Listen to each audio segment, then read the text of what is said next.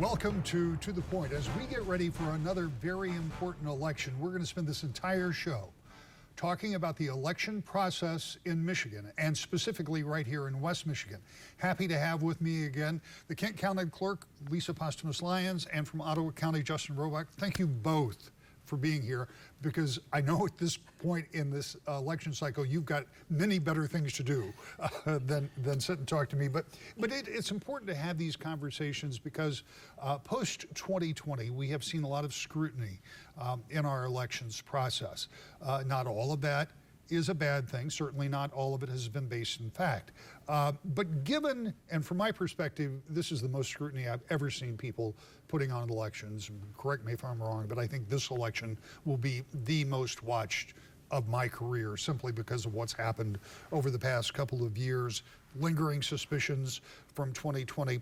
What, if anything, have you two done differently for this election in 2022 than you did in 2020 or 2018 or any other years, or anything new or different, either one of you? Well, I think, you're absolutely right, Rick. There's a lot of focus on this election, and I think it's really an important aspect for us to remain transparent, to be open, honest, transparent with all of our processes. I mean, elections itself, the process of elections, is run in a transparent way under law, right? There are certain criteria that have to be met, the standards of transparency.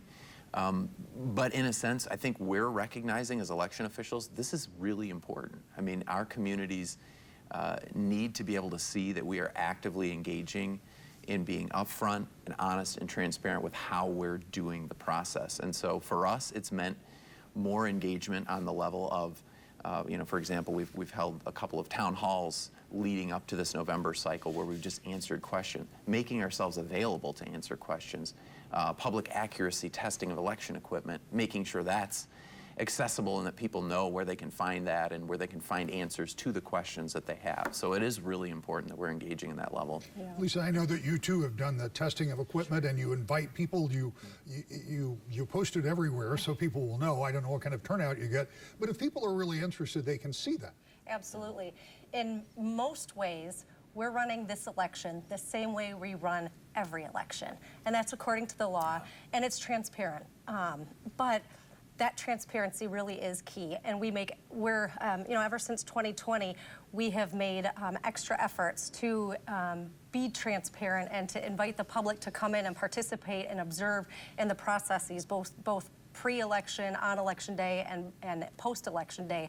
So transparency is key, but really the Republic is reliant upon public trust in the process. And I think public trust in the process is reliant upon understanding that process. And so what we've done here in Kent County is make a concentrated effort to do everything we can to educate the voters, not just the mechanics of how to vote and where to vote, but how our elections work. And we've been doing that, going throughout the county, talking to different organizations. Any group that is interested in learning, we will go and talk to. So it's that education, and then the transparency is key. Some other things that we've added since the last election for our election workers in the polls and in our absentee counting boards. We're asking anybody who wants to work an election here in Kent County to sign a code of conduct. And I think you do the same thing in Ottawa County as well. We want people to participate in the process, but working elections requires that extra level of public trust. And we want all of our workers to, we want anybody who's interested to be able to participate, but they have to understand the magnitude of the role that they're taking on. So that's new for us as well. When you think about election workers, and this was not a question I thought to ask earlier, but it dawns on me, is it more difficult? I know we talked before the primary, and I think you both said that people were more than willing to get involved. Do you have to be more cautious or screen those folks that are going to be working elections? Because there are folks that would seek to disrupt, right? So, the law doesn't give us the authority or the mechanics to do, a screening. of these individuals. They set certain parameters. They have to be of good reputation. They can't have been convicted of an election crime, things like that. They have to fill out the application wholly and completely. So there are certain parameters that election workers have to meet, and they have to attend a training and be certified that they did so. So that's kind of what we're seeing. Some of these issues, like what we had here in Kent County, in Gaines Township, everything that I am seeing, I believe that's an isolated incident, and especially now that the consequences may come to bear from that incident, I think that would give anybody who would be of that mindset great pause, again, thinking and realizing the role that they're taking on. Yeah, I mean, that is kind of a real thing, because there are very set penalties for trying to interfere with an election, and it's not something that should be taken lightly at all. Right. We continue to be really excited and want to bring everybody into the fold. My son is going to miss voting by a few weeks this cycle, but he is going to be working his first election this year. So, it's one of those things where I don't want one bad experience to cast this gray cloud over the whole, because we do things really well. Absolutely. Yeah, I mean, I totally agree with Lisa in terms of the perspective, I think, is that we need and want people to be engaged. And I always say to people who are, have questions, who are cynical about the process, make sure that you engage on this level. It's really important. Let's talk about what people are telling you, because I know you've been out talking and you've had your town halls. In fact, I think you just finished one shortly before we got here, another conversation about elections. Are there any particular questions that you're hearing from voters, either that you haven't heard before or that are more intensely being asked in this cycle? Well, I think that's a great question, because a lot of the questions we hear are common questions and concerns, right? Particularly absentee voting. When you look at absentee balloting and the way that we vote in Michigan, it really dynamically changed in 2018 when we added to the Constitution measures that would allow for no reason absentee voting. So we've seen a huge increase in that, and I think a concern that a lot of folks have, surrounding those issues is, how do I know, how can I be guaranteed and sure of the integrity of that process? And what I always tell people is we've been absentee voting in Michigan since the Civil War, so this is not new. The process of absentee voting and the security checks and the checks and balances that go into place are not new. We do, I think, have a very sound process for how this is done. And particularly, it's important for people to realize your ballot is in your community. Your ballot's issued in your community. You return your ballot back to your local clerk in your community, and your ballot's counted in your community. And so the decentralization of the election process, particularly in Michigan, is really important to that as well, because it allows for openness and transparency. It allows for the signature verification is happening at the local level. Our local clerks are spending a lot of time. I bet right now as we're talking, there are local clerks right now calling voters to verify their signatures are accurate and double check signatures. So that's a common question, but I think as we go through the process, we just need to make sure that we're answering all of those kinds of questions that people have. And you keep really close track of those absentee ballots. You know how many there are out there. I think the Secretary of State said this week there's something like 1.8 million have already been requested. 770,000 have already been submitted. So, yeah. I mean, the process is ongoing even as we speak, as you said. Certainly, and here in Kent County alone, we've issued over 118,500 ballots.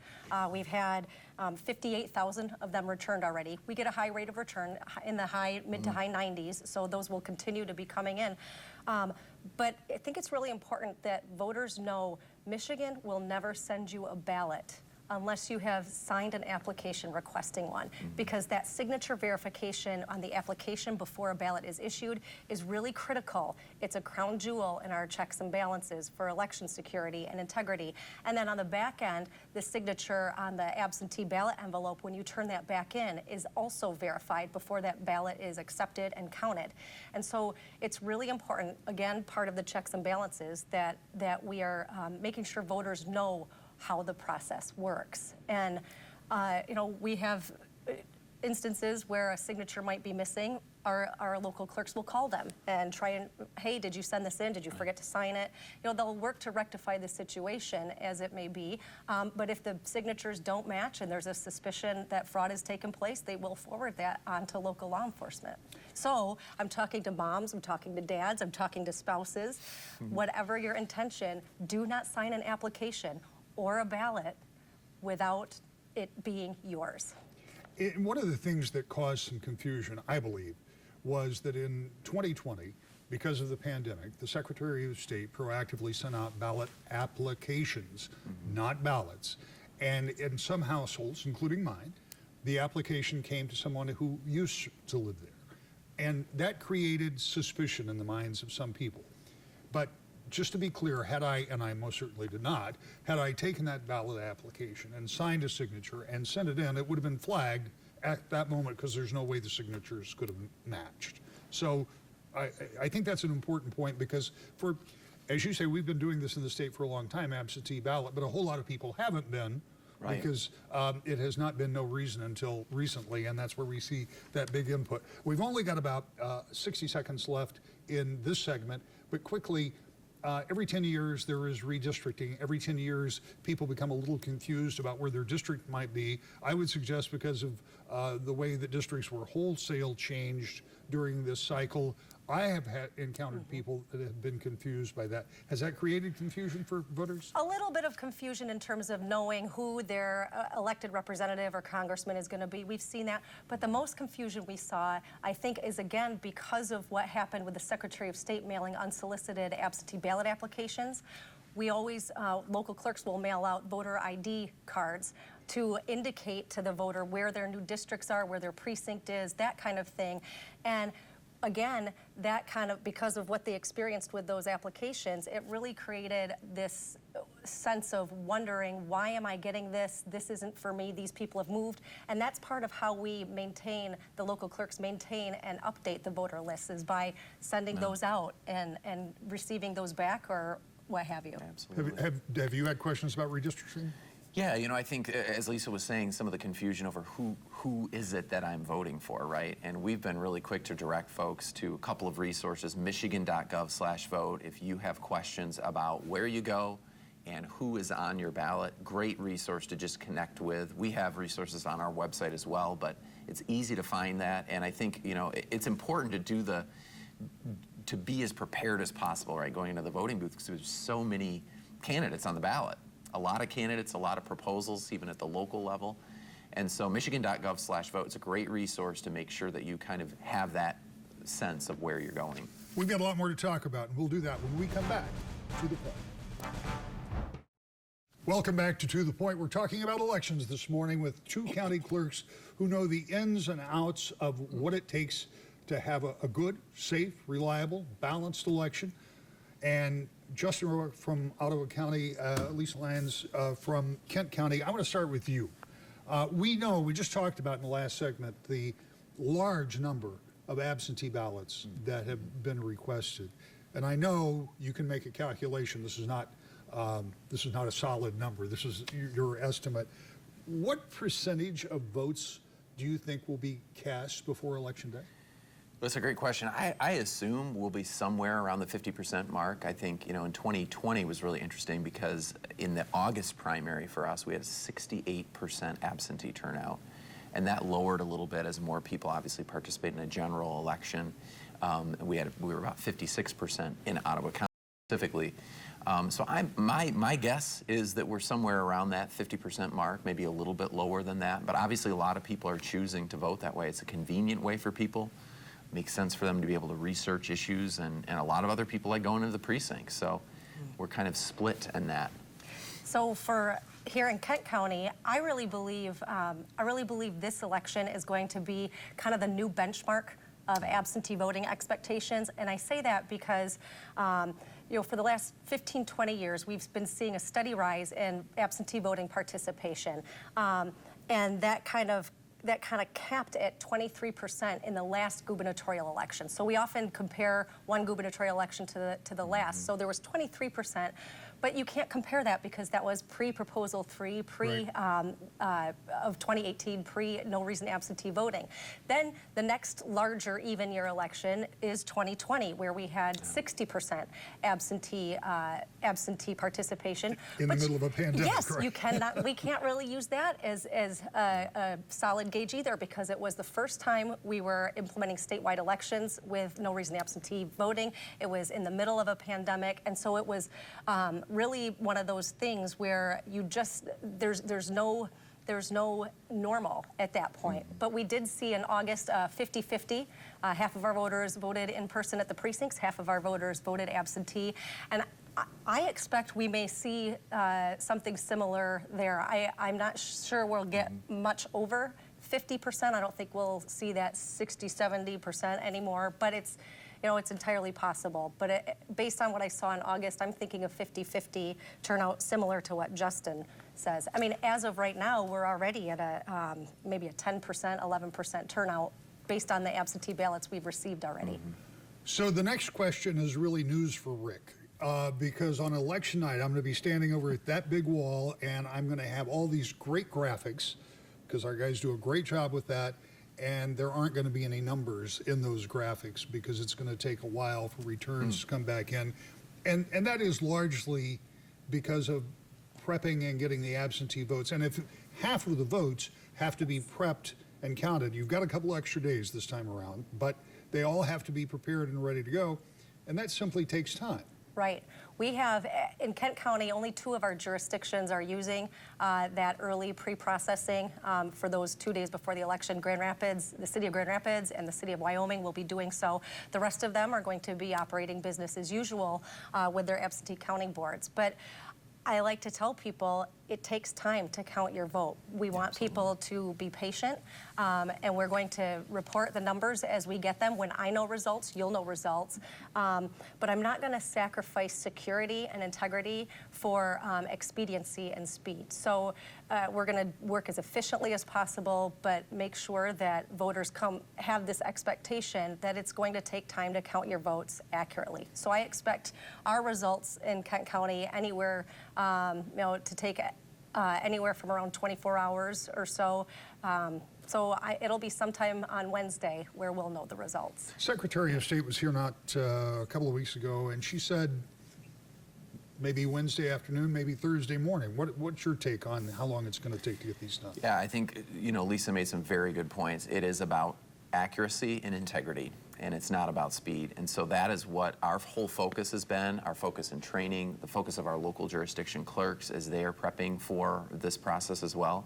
And I think, as you see more urban areas, just simply by volume, are going to take longer. There's a workflow that has to happen. There are checks and balances that go into the absentee counting process that are different because in-person voting is a different check and balance, right? And so I think the more urban areas will take longer. I expect that at some point at the end of Tuesday, early wee morning hours of Wednesday, Ottawa County will be fully reporting.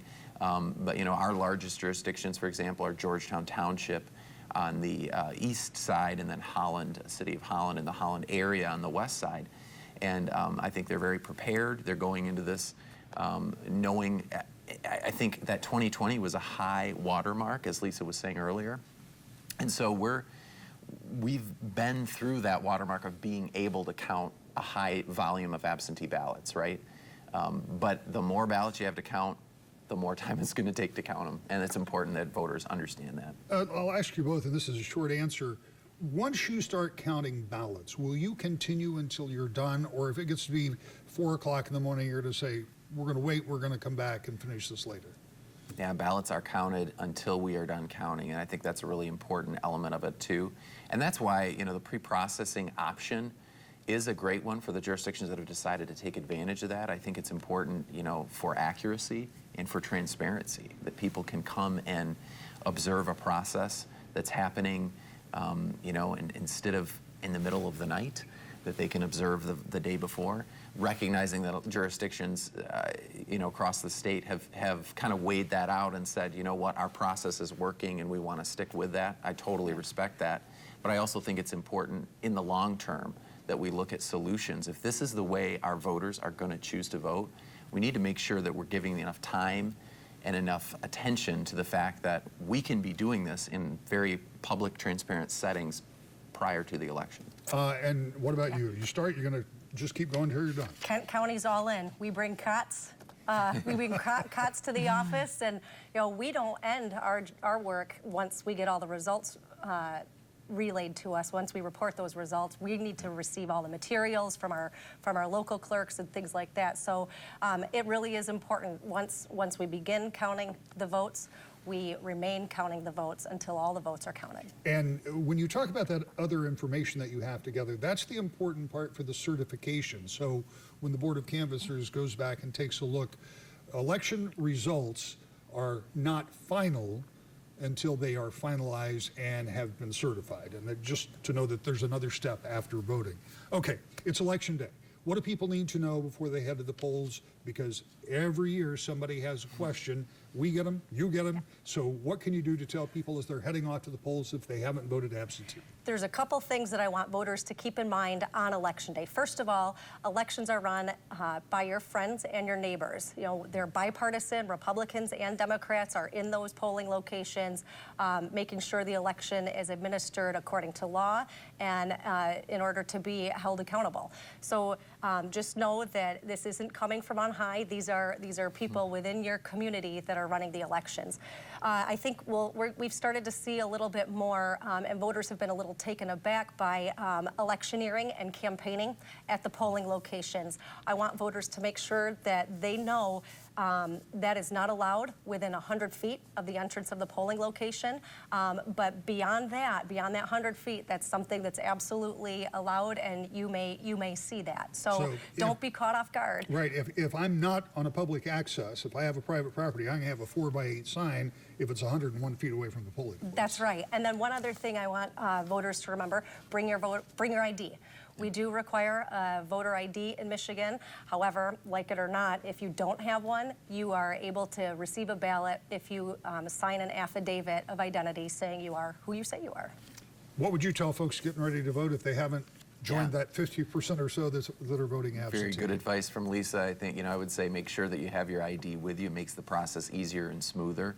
As Lisa was saying, if you don't have your ID, there's a mechanism that we can go back and make sure that you're still able to vote as long as you're on the poll book and a registered voter.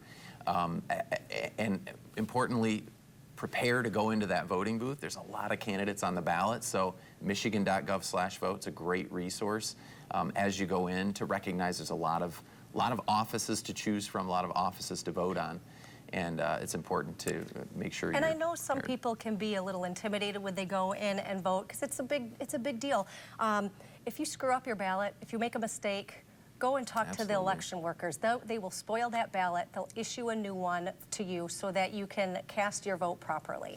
And I might point out, too, that there is probably more pressure on and attention being paid to things like county commission and school board races in this cycle than I have seen in a long time. So when you go and be prepared, because there are going to be a lot of names on there where sometimes there is no choice. They're just the number that are needed or running. In this case, there are a lot of folks on there. Okay, you've got about 30 seconds. Make your best case for why people should believe in election integrity. 30 seconds. First of all, Michigan is very unique in our home rule, but also our laws require many checks and balances throughout the whole process, the pre-election, election day, and post-election. So those checks and balances are critical. We've talked about a couple of them.